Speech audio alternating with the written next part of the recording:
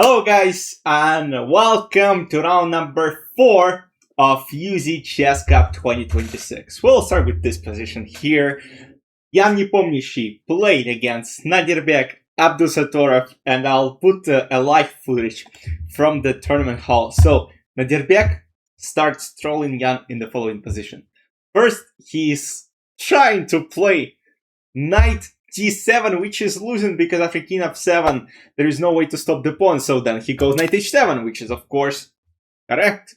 Now Jan goes king f7, and Nodirbek again tries to play knight f6, then goes back and plays knight g5. Yes, sir.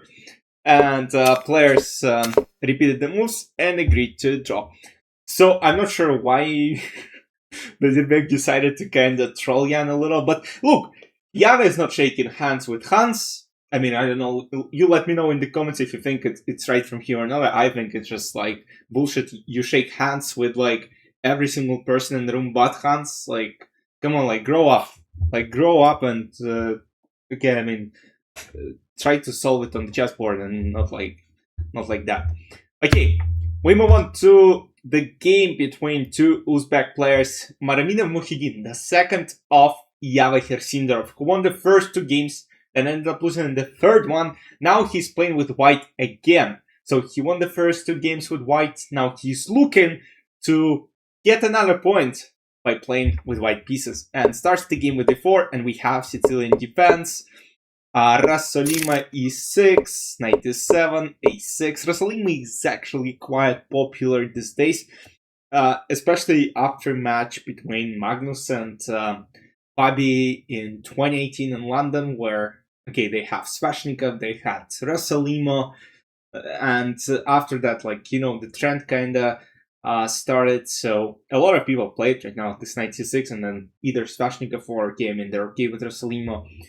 I actually want to start playing it at some point because I think it's an interesting opening to play. Knight Graph is good as well, but you know, sometimes you gotta have this variety on the chessboard because your opponents will, I mean, on my level, people are trying to prepare. I mean, on this level, on Grandmaster level, that's getting even more crazier. Like, you gotta have like 10 openings, 10 separate openings for different tournaments. And when you know the pairing in advance, like in this tournament, you kind of know what you're going to be playing, or depending on what players see in the first couple of rounds, they might change it, but I actually want to get this experience playing in this, let's say, IM Invitational Round Robins event. At some point I will, guys, and of course, there will be a bunch of recaps. But yeah, I just want to experience what these players, obviously that's not a comparable level, but it's something that... I mean, it's good for experience for sure. So bishop f3 is played on the board.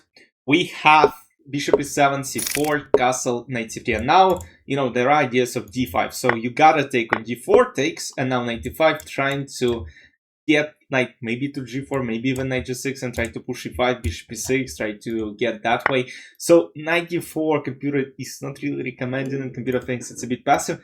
But let's say I would just like to play this simple position. Like, I don't think there are a lot of problems with it. Like, bishop comes to c6. Yes, I mean, a lot of pieces are going off the board, but at the same time, like, I can't say that black have any problems. Maybe there is some a4 and, you know, some a5, but again, I mean, yeah, computer just says bishop b4 and suddenly some problems. Bishop b6 doesn't really help. Okay, we have h3, bishop d7, knight g6, and queen c7. Rook. But from Nodirbek's perspective here, I think he's trying to play for a win against Mukhiddin. Because, let me see if... I don't think Nodirbek has won a single game. Yeah, until this point, he hasn't won a single game. So you can see he played against Nodirbek in the first round, draw, Arjun, 0, Hans, draw. And of course, he was trying to kind of keep pieces on the board, try to make things complicated. That's the way you gotta play against lower rated players, especially if you want to win. Like, in this case, it's like 100 rating points difference. So, of course, you want to try and trick your young opponent. So, bishop h2, bishop goes to e5, rook d7, rook d8, double in the rooks. And now, again, this maneuver and plays h4. Like, look how strategically smart he plays. So if we pay close attention. So first bishop h2 check here on move 20. Then the second bishop h2 check on move 25. And then bishop e5 and h4. Very smart maneuver. c5, knight f4, queen e1, knight d5, takes, hitting the bishop gotta go, bishop g5, knight f6, knight f3, bishop b2. And now the idea is, of course, you cannot take because rook d1 is gonna take and black will be winning. So you gotta play rook d7. Rook d7 takes, and now this pawn is under attack. This pawn is potential weakness, and after bishop f6, bishop h4 takes, queen c5. Black got almost a winning edge. I mean, on this level, 1.86 is like almost a winnable advantage. Knight f6, king f8, queen d5, king s7, and slowly he was only getting better and better and better. So queen a5, queen e1, takes on e4, bishop b5, and soon we transport to the following endgame. But look, 2 plus pawns. These pawns are just too far and they're not capable of doing anything. King e7, a4, and after king gp he admitted his loss because of king b5. I don't know, let's say king f4. You can even play b4. Let's say king f3, you can play b3, and resignation about to follow. Like these pawns are stopped. This pawn can just move forward slowly, and black wins. Then we have a game between Theodorou Nikolas against Vokhidov Shamsiddin. Shamsiddin ended up winning the game yesterday in a queen endgame, and now he is, of course, looking to take another win, but he's playing against an opponent of similar level. Like, if you can take a look at the pairings, 26-37, 26-34, 3 rating points difference between those two players. And we have the queen's gambit position on the board. But what surprised me, yeah, this line with h3, g4, usually, I mean, people try to play, it's like, try to take things slowly and not kind of rush with the aggressive maneuvers, but sometimes it makes sense. Knight e6, bishop e5, knight d7, bishop goes back, takes, and now castle. So Shamsiddin is like, I don't need 2 bishops, I'm good enough without them.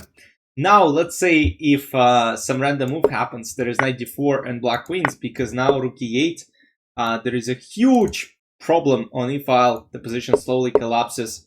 Rook e8, castle, f6, f4, bishop goes back, and it looks a bit passive. 0.4 advantage for white, and you kind of can sense it because, okay, I mean, I can't say the center is really dominant because you cannot really do anything, and you gotta prepare e4 pushes at some point. Actually, e4 I think now might be a good idea. Like, let's say now e4 is a threat, but after knight e7, let's say if e4 is played, can just take. So if d5 trying to open up the queen, there is e3. So that's why the knight has gone from e6. Let's say, I don't know, some a5. I would actually love to play this move. And if d5, okay, there is still knight e5 and the position is more or less fine, but you can kind of see that there are some ideas for white. So knight c7 is played. We have a4, a5, f5. Still a lot of space taken by white. Nevertheless, Shamsiddin is rerouting the knight. He's feeling himself quite good here. Knight e4 takes, and now bishop at some point comes to d5. This is under attack. Knight d3 ideas, c5 ideas, b5 ideas. Like, black kinda untied themselves. So takes, knight d3, knight goes to e5, using the pin on d file. Knight goes to f3, so very smart reroute, and knight now forks both pieces. Queen b2, trying to create some counterplay in the future, but rook g8, not even taking the rook. So taking the rook was somewhat interesting, but you gotta play very, very careful now, because d takes e5 is still a threat on the board. Let's say if c takes d4, knight h5 just wins the game because of bishop g7, bishop f6. So there were some ideas. So rook g8, d takes e5, this pawn is potentially under attack. Knight Knight takes, and now rook a6, protecting this pawn. Rook c1, queen d5, c6 takes, bishop g5, trying to take, so you gotta be careful. h6, very good move.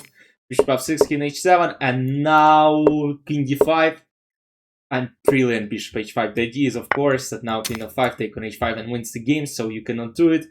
So bishop h5, king h2 was played, bishop f3, bishop e5, king d1. A lot of checkmates are being threatened with rook g4, rook h4, king c3, rook c8, and white resigned because rook c2 is unstoppable.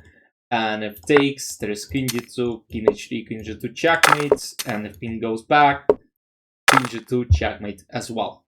And as far as standings go after 4 rounds of play, you see that Shamsiddin is actually in the first place after winning back-to-back games. What a performance by him in the previous 2 games. Then we have Arjun with 2.5, who won 1 game, and then we have Nodirbek, who won 1 game. Then we have, how many players? 5 players tied at 2 points. Nodirbek, Hans, Mukhiddin, Shahryar, and Jan, and then Nikolas with 1.5, losing 2 games. And then we also have Vidit, who's in the last place with 1 point and 2 losses. So as far as pairings goes for the next round, you won't see it, but I'll see it. Shamsiddin plays Jan. Shamsiddin coming after 2 straight wins. Can he do it for the 3rd time in a row? Nodirbek Yakubboev plays Nikolas Theodorou. Shahryar plays Mukhiddin, Vidit plays Hans, and Nodirbek plays Arjun. So Nodirbek Arjun is quite interesting, and then Vidit Hans is interesting as well, and obviously can Shamsiddin continue his winning streak? Let's find out tomorrow. I hope it's tomorrow. Schedule from 10, 11, 12, 13. Oh, they're playing every day, so there are no days off, so that's good. Hope you guys enjoyed. I'll see you tomorrow after round number 5. Enjoy your day. Bye-bye.